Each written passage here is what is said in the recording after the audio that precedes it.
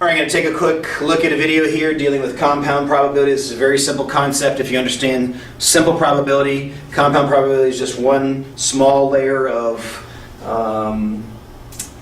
extra, I guess would be the way to say it.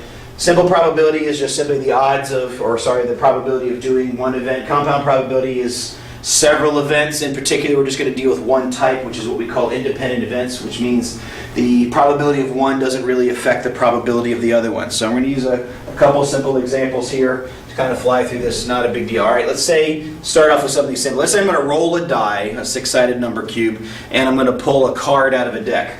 So what is the probability of rolling a six and drawing the ace of spades?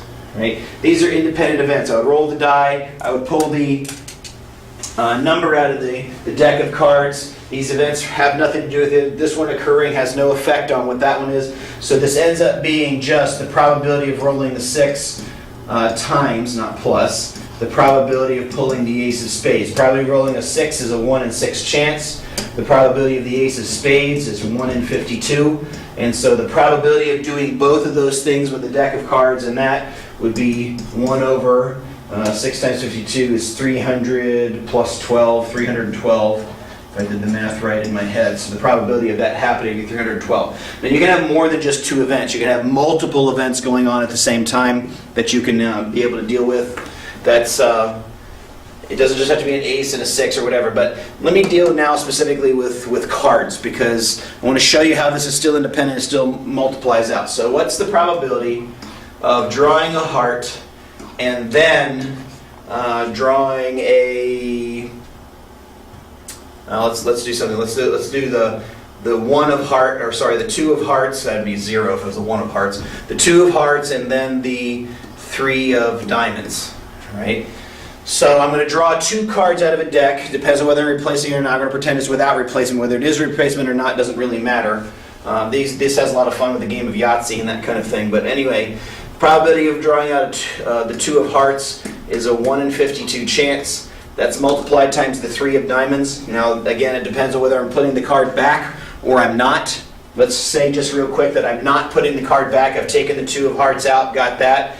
Then I want the 3 of diamonds. There is now a 1 in 51 chance because I didn't have the card out.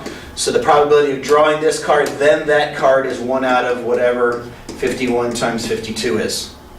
If you put the card back, the only difference is you have 1 out of 52 times 1 out of 52 again. And so that just ends up being 1 out of whatever 52 squared is. So I can even ask the question, what's the probability of pulling the 2 of hearts out, putting it back, and pulling it out again? That'd be 1 in 52 out of 1 in 52. Compound probability is just simply the multiple of several events going on at a particular time, and being able to find the probability of the one event, find the probability of the second event, and multiply them together. It doesn't just have to be two. It could be several events. The probability of one thing times the second thing times the third thing times the fourth thing, and so on and so forth. Right? That can go on there. So let's just do one more just to show. What's the probability of rolling an even value on a die and pulling a spade out of a deck of cards? All right. The probability of rolling an even is 3 out of 6. The probability of pulling a spade is 13 out of 52. Now, because I'm multiplying the fractions, I can do a little reducing. 3/6 is 1/2. 13 out of 52 is 1/4. So the probability of rolling an even on a die and then pulling a spade out of a deck of cards is 1 in 8. So if we were to do that 8 times, we could expect maybe that we would be able to pull off both events at the same time. Right? So that's compound probability. Not really that big of a deal. Don't stress out about it. Until next time, see ya.